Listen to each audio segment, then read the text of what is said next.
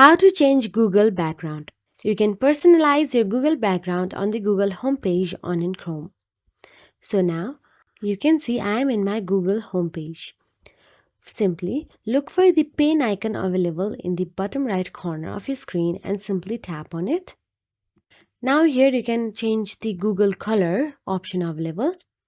Then look for the Google's default images or any images option available there.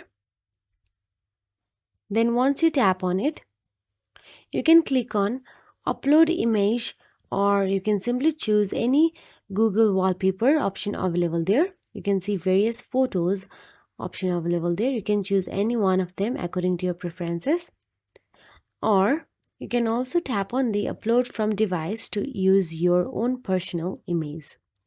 Once you select the image, it will automatically be set as your background for all new tabs.